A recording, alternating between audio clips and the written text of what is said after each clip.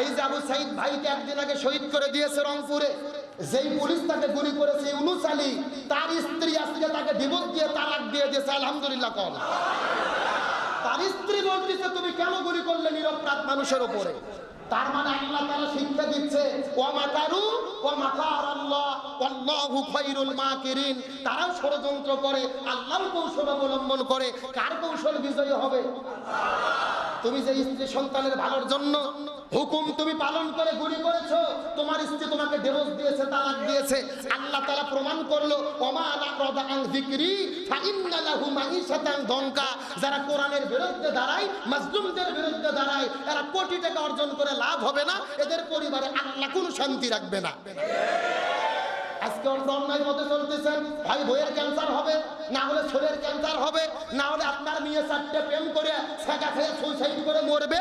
আল্লাহর কোরআনের ওয়াদা অন্যায় যারা করে এদের কোনো শান্তি থাকে না। একটা কথা সুস্পষ্ট, ইমাম হোসাইনের কথা পরিষ্কার করে বলি, আজকে আমার দেশে আমার সমাজে যারা মার খাচ্ছে, জীবন দিচ্ছে, শহীদ হচ্ছে, এরাই ইমাম হোসাইনের উত্তরসূরি। আর যারা জুলুম করতেছে এরাই ইয়াজিদের উত্তরসূরি। এখন আপনাদেরকে সিদ্ধান্ত নিতে হবে, আপনারা কি ইমাম হোসাইনের পক্ষে থাকবেন নাকি ইয়াজিদের পক্ষে থাকবেন, এই সিদ্ধান্ত আপনাদের। ইমানদারদের পক্ষে কে সাহায্য করে? এই আবু সাইদ ভাইকে শহীদ করা হয়েছে, একে কেউ চিনত না, আজকে তামাম পৃথিবী চেনে। রংপুরে একটা রাস্তার নাম করা হয়েছে আবু সাইদ চত্বর। আলহামদুলিল্লাহ কর। এমনকি রোকেয়া বিশ্ববিদ্যালয়ের গেটের নাম করা হয়েছে আবু সাইদ গেট। তার মানে বোঝা যাচ্ছে যে দিনের জন্য হকের পক্ষে থেকে জীবন দেয় তার সম্মানকে কে বৃদ্ধি করে? আল্লাহর কোরআন বলেছে ওয়ালা তাকুলু লিমান ইউকতালু ফি সাবিলিল্লাহি আমওয়াত বাল আহইয়াউ ওয়ালাকিন লা তাশউরুন। যারা দিনের জন্য, হকের জন্য, সত্য পথে থেকে জীবন দেয় এদেরকে তোমরা মৃত বলো না, বরং এরা জীবিত।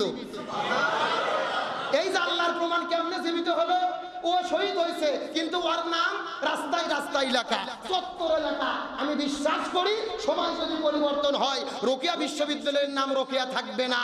আল্লাহর রহমতে সময়ের পরিবর্তন হলে রোকেয়া বিশ্ববিদ্যালয়ের নাম আবু সাইদ বিশ্ববিদ্যালয় হবে ইনশাআল্লাহ। যুগে যুগে ইমানদারদের কে সম্মানিত করেছে? আল্লাহ আমাদের ইমানের পক্ষে থাকার তৌফিক দিক, বলেন আমিন। তাই হযরত ইব্রাহিম আলাইহিস সালামের জন্য অগ্নিকুণ্ড কারবালা, আর মুসা নবীর জন্য লোহিত সাগর কারবালা, ইউসুফ নবীর জন্য জেলখানা কারবালা। আমার প্রিয় বন্ধুগণ, মুসলমান ভাইরা গভীর মনোযোগ। আমি আপনাদের আর বেশি কথা বলবো না, একটা মেসেজ আপনাদেরকে দেওয়ার পরে বিদায় নিয়ে চলে যাওয়ার চেষ্টা করব। কথাগুলো সুন্দর করে বোঝার চেষ্টা করবেন। আমাদের নবীজি দিনের দাওয়াত দেওয়ার কারণে ওই তায়েফের ময়দানে যখন চলে গেল, নবীজি দিনের দাওয়াত দেওয়ার কারণে আমাদের নবীজিকে তায়েফের ময়দানে পাথর মারা শুরু করে দিলেন। ওই কাফেরের বাচ্চা নবীজিকে পাথর মারা শুরু করেছে। নবীজি পাথরের আঘাত খাইতে খাইতে মাটির মধ্যে পড়ে গেছে। কিছুক্ষণ পরে নবীজির আবার হুঁশ হয়েছে, তার আবার নবীজিকে পাথর মারা শুরু করেছে। নবীজি পাথরের আঘাত খাইতে খাইতে মাটির মধ্যে পড়ে গেছে। নবীজির শরীরের মধ্যে থেকে একটা ফোঁটা রক্ত বের হয়েছে। আল্লাহর কুদরতি মনের মধ্যে বড় কষ্ট লেগে গেছে। আল্লাহ তাআলা ডাক দিয়ে বলে, জিবরাইল রে, আর তোমাকে সিদরাতুল মুনতাহাতে থাকা যাবে না। নবীর শরীরের মধ্যে থেকে একটা ফোঁটা রক্ত বের হয়েছে রে, ওই রক্তটা জমিনের মধ্যে পড়তে দেওয়া যাবে না। তার কারণ হলো নবীজির শরীরে রক্ত যদি জমিনের মধ্যে পড়ে, ওই জমিনের ভেতরে সাথে সাথে ভূমিকম্প শুরু হয়ে যাবে। আমি নবী না চিনিলাম, কি ভুল করিলাম। আমি নবী না চিনিলাম, কি ভুল করিলাম। ভস্মে ঢালিলাম ঘি, মানুষ হইয়া জন্ম লইয়া মানুষের করিলাম কি। আমি মানুষ হইয়া জন্ম লইয়া মানুষের করিলাম কি। সবাই দরুদ শরীফ পড়েন আল্লাহুম্মা।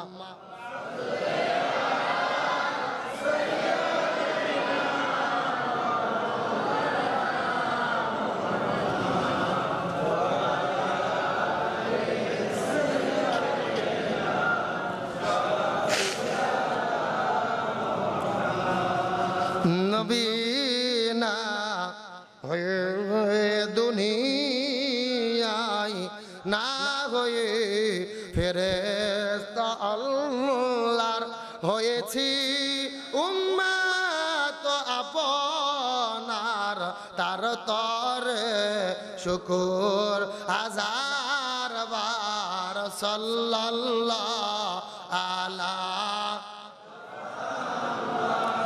সাল্লাল্লাহু আলাইহি ওয়াসাল্লাম সাল্লাল্লাহু আলা মুহাম্মদ সাল্লাল্লাহু। আমার প্রিয় বন্ধুগণ, মুসলমান ভাইরা গভীর মনোযোগ। আল্লাহ তাআলা জিবরাইলকে ডাক দিয়ে বলে, নবীর শরীরের মধ্য থেকে একটা ফোঁটা রক্ত বের হয়েছে, ওই রক্তটা জমিনের মধ্যে পড়তে দেওয়া যাবে না রে। নবীজির শরীরে রক্ত যদি জমিনের মধ্যে পড়ে যায়, ওই জমিনের মধ্যে সঙ্গে সঙ্গে ভূমিকম্প শুরু হবে। এই কথা বলার পর হযরত জিবরাইল আলাইহিস সালাম চোখের পলকে তায়েফের ময়দানে যাওয়ার পরে আস্তে করে নবীজির নিচে রহমতের ডানা বিছায়া দিল। আবার নবীজির হুঁশ ফিরে গেল, আবার নবীজিকে পাথর মারা শুরু করলো। তার মানে বোঝা গেল ওই তায়েফের ময়দানটা ছিল আমার নবীজির জন্য। আরো জোরে বলেন, আমার নবী 1 নয় 2 নয় 3.5 বছর জেলের মধ্যে বন্দী ছিলেন। কয় বছর? আমার নবীজির জীবনী ঘুরে দেখি, শিবি আবু তালিব নামক জেলখানার মধ্যে আমার নবীজি 3.5 বছর পর্যন্ত বন্দী ছিলেন। এই দুনিয়ার ভেতরে এমন কোন জেলখানা নাই যে জেলখানা দিনে অন্তত 1-2 বার খাবার দেওয়া হয় না, কিন্তু আমার নবীজিকে এমন একটা জেলে বন্দী করে রাখা হয়েছে, দিনের পরে দিন যায়, মাসের পরে মাস যায়, তারপরে খাবার দেয় না। আমার নবী সাহাবীরা রে খাবার না পেয়ে ওই গাছের পাতাগুলো ছিঁড়ে ছিঁড়ে খেয়েছে। আমার বন্ধুগণ, মুসলমান ভাইরা গভীর মনোযোগ। তাহলে চিৎকার করে বলেন তো দেখি, আমার নবীজিকে 3.5 বছর পর্যন্ত জেলের মধ্যে বন্দী করে রাখলো, আমার নবীজি কি চোর ছিল? ডাকাত ছিল? নারী ধর্ষণ করেছিল? তাহলে কেন নবীজিকে জেলের মধ্যে বন্দী করে রাখা হলো? কালেমার দাওয়াত দেওয়ার কারণে, হক কথা বলার কারণে, দিন প্রতিষ্ঠার কথা বলার কারণে আমার নবীজি 3.5 বছর জেলে বন্দী ছিল। আর এখান থেকে বোঝা গেল, এই বাংলার জমিনে আপনি যদি ইমানদার মুসলমান দাবি করেন, হকের পক্ষে থাকেন, কোরআনের কথা বলেন, ইমানের কথা বলেন, আর জমিনে দিন প্রতিষ্ঠার কথা বলেন, আমাদের নবীর মতো মাঝে মধ্যে আপনাদের কেউ জেলে যাওয়া লাগতে পারে। জেলখানাটাই ছিল। আরো জোরে বলে, তাহলে আজকেও যদি বাংলাদেশে আমরা হক কথা বলি, দিন প্রতিষ্ঠার কথা বলি, ইসলামী আন্দোলনের কর্মী হই, ইমানের পথে চলতে যাই, মাঝে মধ্যে এই দেশের ভেতরে ওই জেলখানাও আমাদের জন্য কারবালা হতে পারে। আমার কথা কি পরিষ্কার না ভেজাল আছে? তাহলে কারবালা শুধু ফুরাত নদীর তীরে নয়। আজকে আপনিও হক কথা বলেন, সত্য কথা বলেন, রাস্তায় যাই আল্লাহর তাকবীর দেন, আপনার জন্য সাত মাথা আর মাটি ঢেলেও কারবালা হতে পারে। আজকে কারবালা ওয়াজ শুনতে খুবই ভালো লাগে, হুজুর ইমাম হোসেনের ওয়াজ করেন, কিন্তু বর্তমানে কারবালা কি চলতেছে এটা আমাদের জানার দরকার আছে না নাই? আর বর্তমানে হোসাইন কারা, ইয়াজিদ কারা, এটা জানার দরকার আছে না নাই?